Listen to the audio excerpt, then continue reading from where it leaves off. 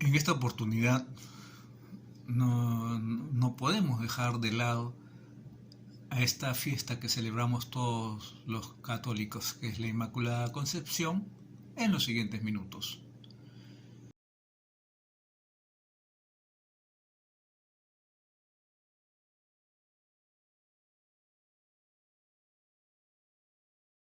La fiesta de la Inmaculada, por cierto, tengo que empezar diciendo que no desdice del clima de Adviento. Estamos celebrando la venida del Hijo de Dios y Él va a ser el protagonista de nuestra fe y de nuestra alabanza. Pero también recordamos que Dios puso junto a Cristo a su madre, la que le esperó, la que le dio a luz, la que le mostró a los demás. Es importante la figura de María. La fiesta de la Inmaculada, eso voy a darlo muy brevemente, surgió en el Oriente hacia los siglos VII y VIII y luego se extendió rápidamente también por el Occidente. El año 1864 el Papa Pío IX declaró dogma de fe que María, por un privilegio singular, fue preservada de toda mancha de pecado ya desde el momento de su concepción. No es un paréntesis esto en el Adviento. En la Madre empieza a realizarse el misterio de la encarnación del Hijo. Es la fiesta, la Inmaculada Concepción, del comienzo absoluto, como la Asunción podría llamarse la fiesta del final, de la plenitud pascual cumplida también en la Madre del Salvador.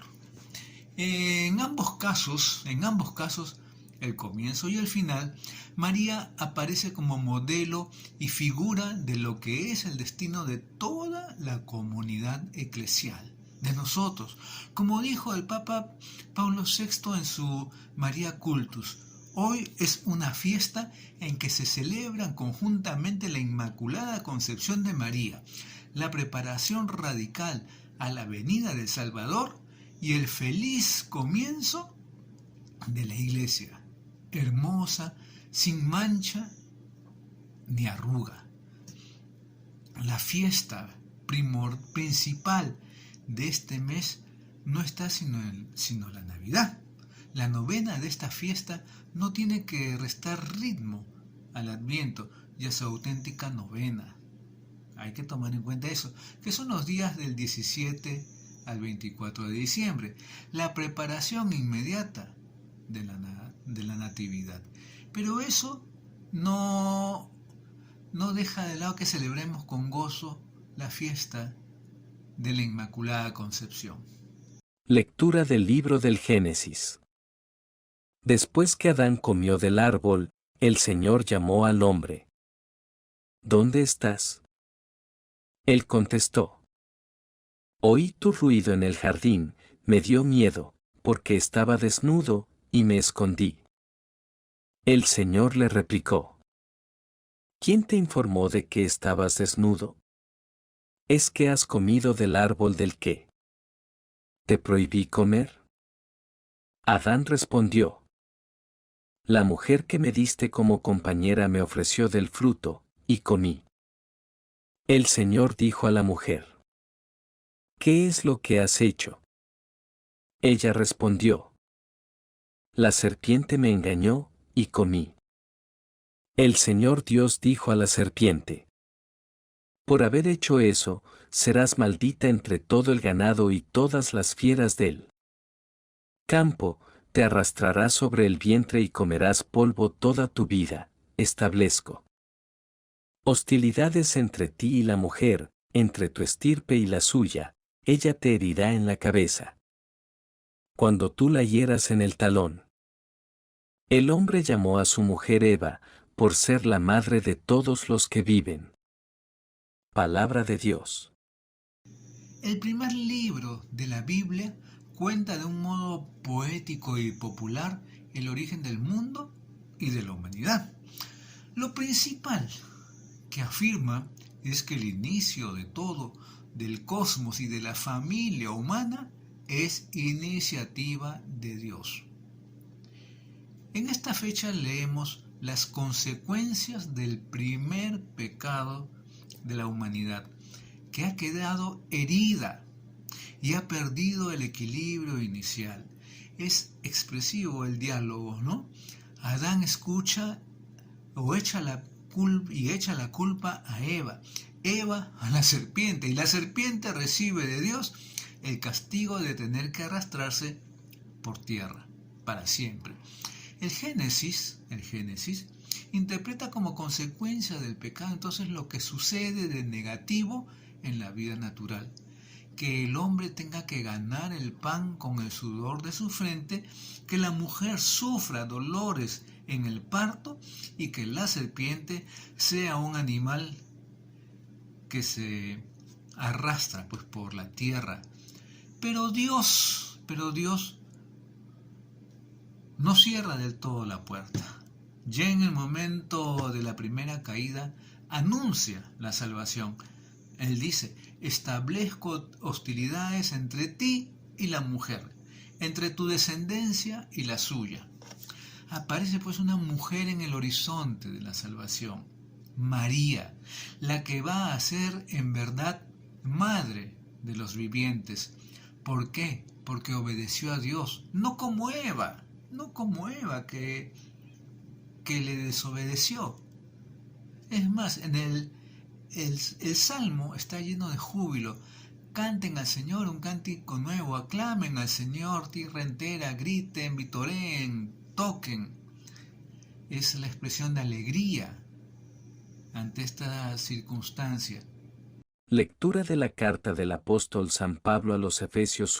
Bendito sea Dios, Padre de nuestro Señor Jesucristo, que nos ha bendecido en la persona de Cristo con toda clase de bienes espirituales y celestiales. Él nos eligió en la persona de Cristo, antes de crear el mundo, para que fuésemos santos e irreprochables ante Él por el amor. Él nos ha destinado en la persona de Cristo, por pura iniciativa suya, a ser sus hijos, para que la gloria de su gracia, que tan generosamente nos ha concedido en su querido Hijo, redunde en alabanza suya. Por su medio hemos heredado también nosotros. A esto estábamos destinados por decisión del que hace todo según su voluntad. Y así, nosotros, los que ya esperábamos en Cristo, seremos alabanza de su gloria. Palabra de Dios. Éfeso es una ciudad del Asia Menor, en la actual Turquía, y Pablo dedicó mucho tiempo y cuidados a la comunidad cristiana que él había fundado allí. En el día de esta festividad leemos el comienzo de la carta que les escribió desde la cárcel en Roma hacia el año 62. Es un himno lleno de entusiasmo en donde se muestra la iniciativa de Dios en la historia de la salvación y nuestra respuesta, una respuesta de alabanza. Bendecimos a Dios porque Él nos ha bendecido con toda clase de bendiciones. Las dos direcciones, la descendente y la ascendente, se encuentran y recapitulan en la persona de Cristo. La bendición que nos ha hecho Dios es que nos ha destinado a ser sus hijos, santos e irreprochables, herederos con Cristo Jesús. Con este himno de Pablo da comienzo el catecismo de la Iglesia, su segunda parte, la dedicada a la celebración del misterio de Cristo, bajo la clave de la bendición que nos viene de Dios y la que nosotros le dedicamos en nuestro culto. Es un cántico que rezamos cada semana en la celebración de vísperas y que volveremos a leer en la Eucaristía del segundo domingo de la Navidad. Lectura del Santo Evangelio según San Lucas. En aquel tiempo, el ángel Gabriel fue enviado por Dios a una ciudad de Galilea, llamada Nazaret, a una virgen desposada con un hombre llamado José, de la estirpe de David. La virgen se llamaba María. El ángel, entrando en su presencia, dijo: Alégrate, llena de gracia, el Señor está contigo.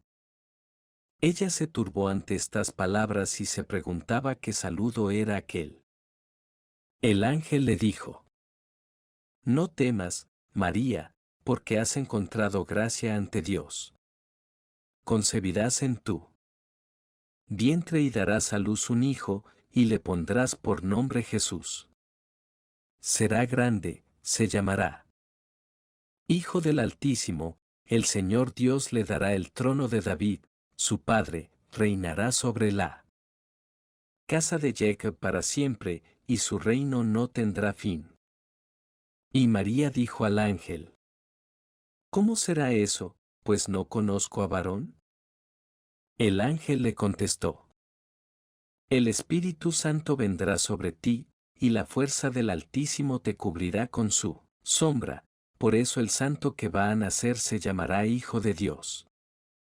Ahí tienes a tu pariente Isabel, que, a pesar de su vejez, ha concebido un hijo, y ya está de 6 meses la que llamaban estéril, porque para Dios nada hay imposible. María contestó: Aquí está la esclava del Señor, hágase en mí según tu palabra. Y la dejó el ángel. Palabra del Señor. La escena de la Anunciación a María, una de las más hermosas del Evangelio, la leemos varias veces al año, pero siempre nos parece interpelante para nosotros, como un símbolo del diálogo de Dios, el diálogo de Dios con la humanidad.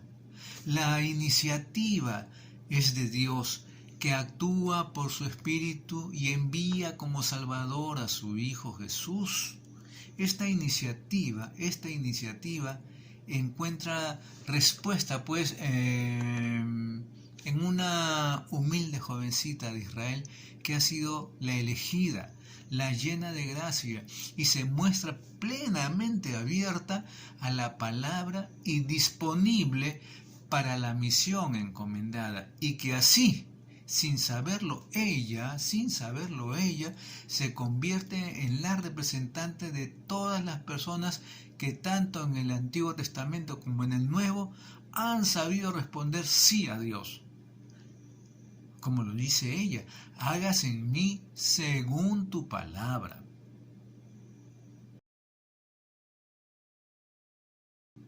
¿Sabes?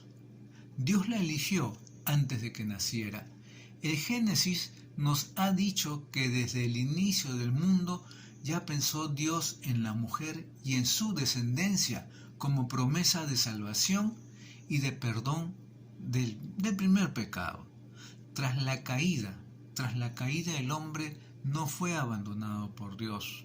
Al contrario, Dios lo llama y le anuncia de modo misterioso la victoria sobre el mal y el levantamiento de su caída.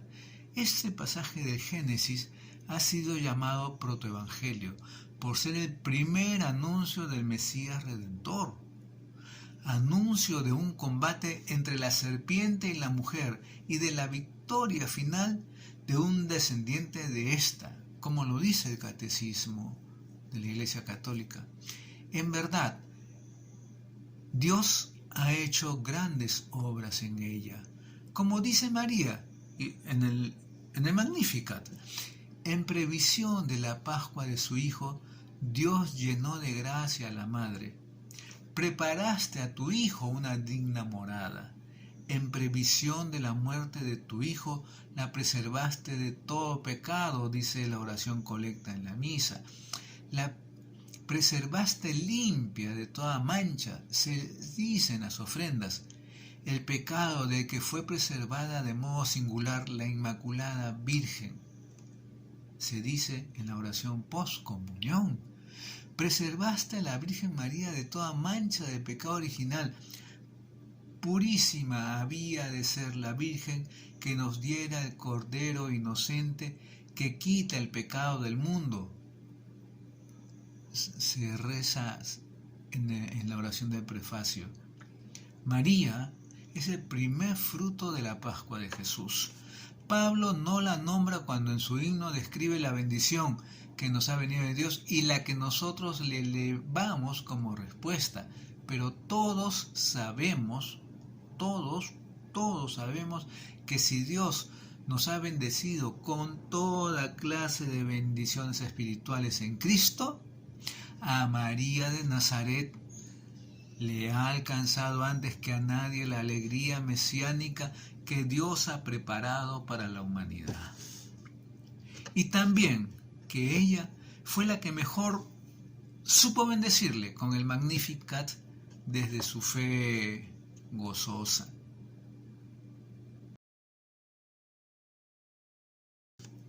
Al sí absoluto y gratuito de Dios a María, por pura iniciativa suya, como ha dicho Pablo, y en ella la humanidad entera, respondió ella con un sí, que también se puede decir que es el sí de todos nosotros.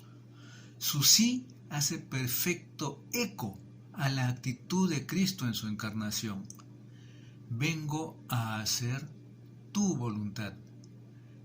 Aquí se empieza a dibujar el admirable retrato de esta humilde mujer que luego, a lo largo de su vida, seguirá valientemente contestando a Dios, sí, hágase en mí, en otras circunstancias más difíciles. El anuncio del ángel y el amén de María no evitaron que luego tuviera dificultades y oscuridades, para nada, pero fue fiel hasta llegar a la escena cumbre de la madre que se mantiene presente, recia, silenciosa, pero creyente, al pie de la cruz donde está muriendo su hijo. Por eso se nos presenta como la mejor maestra para todos los que en la historia han dicho y siguen diciendo sí a Dios. Personas que probablemente no lo veían todo claro, que pasaban por dificultades, pero se fiaron de Dios y dijeron y siguen diciendo con decisión como María,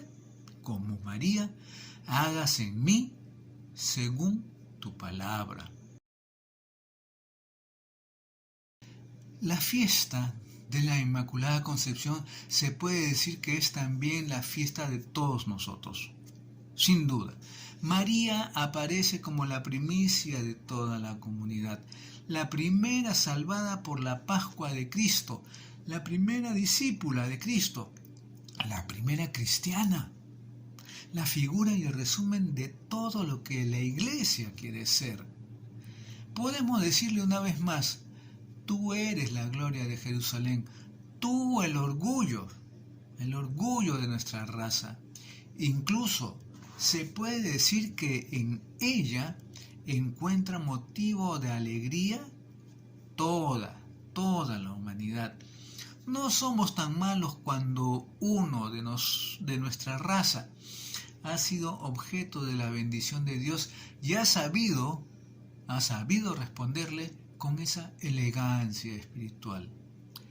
En el prefacio de la misa de la festividad de la Inmaculada Concepción, alabamos a Dios, no solo porque en María preparó una digna madre para su hijo, sino también porque quiso que ella fuera comienzo e imagen de la Iglesia, esposa de Cristo, llena de juventud y de una limpia hermosura. Como Adán llamó a su mujer Eva, que significa madre de los vivientes, así María es la nueva Eva y la podemos contemplar como modelo de fe, motivo de esperanza, madre de los vivientes, porque nos dio a Cristo y ella misma acogió con gozo la salvación que su Hijo traía a la humanidad. En esta fecha nos alegramos porque intuimos cuál es también para todos nosotros el plan de salvación de Dios que ha empezado a cumplir en la Virgen. En ella ha quedado beneficiada toditita la humanidad. En esta festividad nos alegramos con razón de cómo Dios actuó con la Virgen María, llenándola de su gracia y preparándola para ser la madre del Mesías, de que la eligiera a ella para hacerse Dios con nosotros y para que todos fuéramos bendecidos, todos. Pero también somos invitados a sacar una consecuencia personal de este misterio. Se nos pide una vida santa, irreprochable, vida propia de hijos y herederos. Esta fiesta nos interpela para que también nosotros sepamos imitar la respuesta de María. Si hoy es la fiesta del sí de Dios y del sí de María, debe ser también la fiesta y el compromiso de nuestro sí, del tuyo, del mío, y así como de la confluencia de las dos actitudes de Dios y de María por obra del Espíritu, sucedió la encarnación salvadora de Jesús. De nuestro sí a Dios brotará, por obra del mismo Espíritu, también nuestra propia colaboración en la salvación del mundo. María, la nueva Eva, la que aceptó para su vida el plan salvador de Dios, es nuestro mejor modelo para nuestra vivencia del Adviento y de la Navidad. La comunidad cristiana lleva más de 2000 años ya colaborando en la salvación del mundo y trabajando en la construcción del reino de Dios.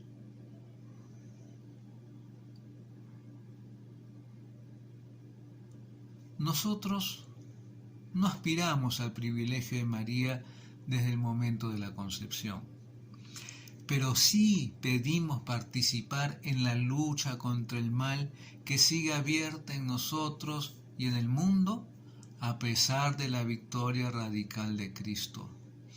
Pedimos a Dios llegar a ti limpios de todas nuestras culpas, lo dice en la oración colecta, guardándonos también a nosotros limpios de todo pecado, como se lee y se dice en la oración de las ofrendas, y que en la Eucaristía que celebramos repare en nosotros los efectos del pecado.